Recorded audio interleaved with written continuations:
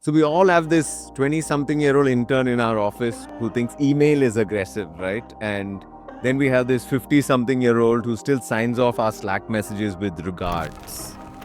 And you've got this boss who just will reply K. That's like a death threat. Yeah, oh my gosh. And that is today's workplace. You have this multi-generational, almost 4 now, soon 5 generations that are trying to work together. Because Gen Z wants purpose, flexibility, Gen X wants clarity, ownership, Boomers want stability, they don't want the chairs or people to move. Millennials, they're just stuck in the middle trying to balance The all. menu is too long. Yeah. And I think every generation wants to be heard. They want to be seen. But they're so busy talking past each other, not just in emojis and in passive aggressive text. So I think today we want to talk about how to make this circus work. How we do it at U&I, how we help other companies do it, and without losing our minds, how do you build culture? How do you build a multi-generational workplace? And I think to start, it's good to zoom out a bit. Today's generation has 4, soon to have 5 generations in it, which is ridiculous if you think about it. Your boomers, these are people born before 65. That's a lifetime ago. And they really believe in stability, loyalty, landlines, and they trust institutional knowledge. Then you have Gen X who very low on drama, very high on output, very hardworking. And they're really the translators. They saw analog, and we're also in that generation, saw analog and now see digital. Millennials, a lot more emotionally fluent, right? Because they were the 90s kids almost. They're very purpose-driven, very still want to balance this whole hustle and I want to make a life worth living type of, they're stuck in that or they live in that. Gen Zs, our favorite, very highly Slack native, purpose-driven, love a side hustle, but confused on why you're still printing things and wasting and killing trees. And Gen Alpha is coming, right? Our kids are Gen Alpha. Winter is coming. Oh my gosh, I don't think they want to hear that. At 10 years old, Anya is giving our editing team run for their money with the way she uses Canva. And they're already judging us for our lack of digital nativeness. So where do we really start building this multi-generational workspace? Yeah. I think Adam Grant is a good place to start. He says that the best leaders just don't listen to their own generation. They listen to all the generations. Nice. And that's a critical thing because especially when you look at a country like India where you're going to have about 65% of the country that's going to be working population. So you're going to have all those 4 generations on a same Zoom call or a workspace trying to interact. And your biggest lever, it's not going to be your policy or your perks. It's going to be your culture, right? Your culture is going to determine whether that diversity you're talking about from your 4, 5 generations, is it going to be a point of friction? It's actually going to fuel creativity and innovation. Nice. Sometimes we try and play these generations against each other, but I think it's so much more if we can build this cohesive culture. I think that's really what us as leaders, founders, managers should be looking at doing. So how do you actually lead teams where age, generations, outlooks, values, ethics aren't really a barrier, but they're a multiplier? Yeah. I think there is this thing called generational cohort theory. I know it sounds like out of a sociology book, but it does give you a very simple way to think about it. So if you look at every generation, they would have gone through a bunch of world events in their formative years. And that really shapes how they look at authority, how they look at success, how they look at risk, and it shapes how they show up at work. And to contextualize it for India, you've got baby boomers that came right after your independence with a bit of an optimism to build a country. We can do something here. Think about them, right? It's a black and white Doordarshan is what you're looking at. For them, that stability was important. The security was important. Working in one job for 30 years. That was our parents. Yeah, right? And a government job was a big thing, right? And to work in place for 30 years, think of a pride. You retire with that watch and a shawl. Then came obviously the Gen X. And by the time they came, you still had the whole license Raj. Liberalization was close enough, but very far for them. They were disillusioned with the systems, had very little faith in them. For them, it was very important to be independent, to work hard, and to be resourceful. They really thrived on that. And then came the millennials. They grew up on cable TV, watching MTV. They were exposed to culture from around the world, and they saw the liberalization there, the job market opening up, call centers. And of course, with opening up and having different options came, hey, we want purpose, meaning from work. Yeah. And the great Indian dream, having exposed to the world around, was finding a way to get out of India. Unlike for Gen X, there were only 4 careers. Either you could become a doctor or an engineer, lawyer, or you could become a disappointment. And of course, then came the Gen Zs. They were born online and they stayed online, learned everything on YouTube. Learned how to invest at the age of 16, Shark Tank, got that bit of a side hustle energy. There's a climate anxiety. I want that flexibility, as you said. The great Indian dream was revised. Now I want to save the world from climate change. And while doing that, I want to make $1 billion and also do a TED talk. But here is a catch. What you need to understand is that we are all shaped by our time. That's the reality. The problem starts when we stereotype all these generations and then say, hey, boomers don't want to change. Gen Zs are too lazy or they don't care. Yeah, I think that's very reductive thinking in some sense. Absolutely. Right? That's not leadership. That is just labeling. Yeah. And if you just get stuck with labeling, then you're stuck because you don't know how to build a workplace for multi-generational workforce. And I think sometimes when you hear talks about this whole multi-generational piece, people focus too much on the differences between generations.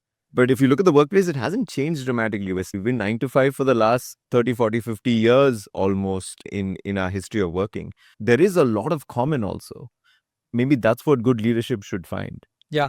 Deloitte talks about this. They looked at the whole generational puzzle and they said, hey, we need to stop obsessing over the labels and focus on what really matters to everyone. Yeah. Because as you said, we're not very different from what we want generation to generation. We just speak a different language. Yeah. And that's important too. So they said, hey, design for values, not for labels. That's the mantra. Design for values, not for labels. There's your t-shirt for this episode sorted. Yeah. And what they did was they identify 5 values that cut across all generations.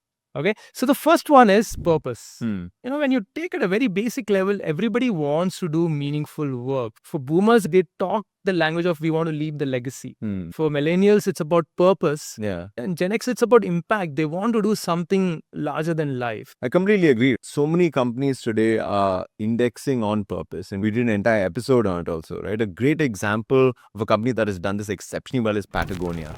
They may be a clothing brand at base, but they really have aligned their employees, their customers on that whole environmental mission where they even offer their employees paid volunteering hours. They can do environmental internships with NGOs, which is amazing. They did over 1,700 hours last year in internships with organizations. And employees really then feel part of a bigger cause. It's not just lip service. It's not just a logo of a mountain. It's so much more than that. Yeah. That's purpose. The next one is flexibility. And this is something, again, common for everyone. Nobody wants being micromanaged. 100%. Right? Yeah. Now, Gen X may say, hey, we want more balance. Right? Millennials may say, hey, we want more freedom with responsibility. 100%. Also, post-COVID, now location flexibility is a big thing at work, right? Like there's this whole coming back to work drama, 2 days, how many days a week are you back in office or are you working from home? All of that. We've now learned to navigate life both within home, within work, and manage hybrid workplaces. A great company that went beyond that, a good example was Misho. I was reading that they have a wellness leave, they have a wedding leave, which is quite interesting, and they have a pet adoption leave. That really is you've tapped into what Gen Z is about with pet parents and beyond, right? They even have reset days.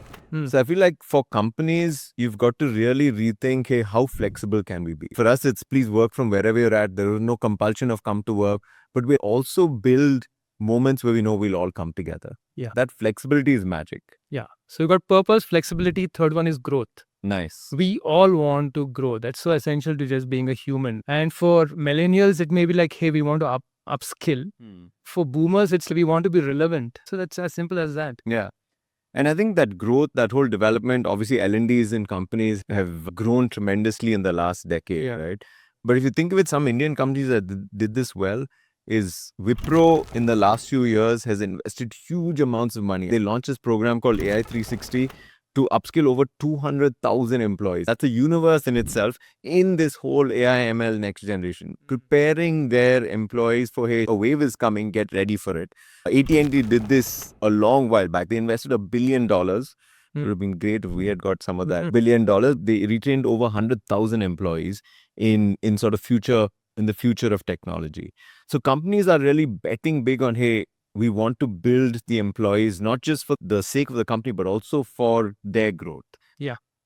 So got purpose, flexibility, growth. The fourth one is recognition. Everybody wants to feel seen, right? Appreciated. Yeah. Just in different ways. For boomers, they respect the traditional stuff, the titles and the awards, honors for the long service. For Gen Zs, it's more instant feedback, that message on Slack, the meme which says you crushed it. Yeah. And I think we all have this, right? There's the formal awards, the recognition. Disney has something called the Legacy Award, which is given to less than 1% of the employees. But if you get it, it's a huge deal. But they go from that right to fan notes that are passed on to their cast members. They get cast members to affirm each other.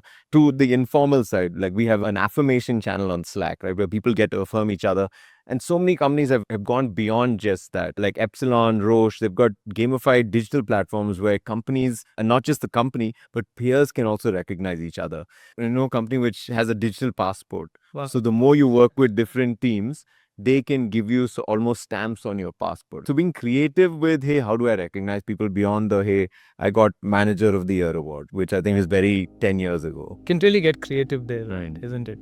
So got purpose, flexibility, growth, recognition, and probably the most important one, belonging. We all want to belong to a place. It's a basic human need, right? No matter what generation you're from. For Gen X, it may be, hey, I want to be trusted for my experience. For millennials, I want a community around me. Yeah. For Gen Zs, it's they want to bring their full selves to work. Very true.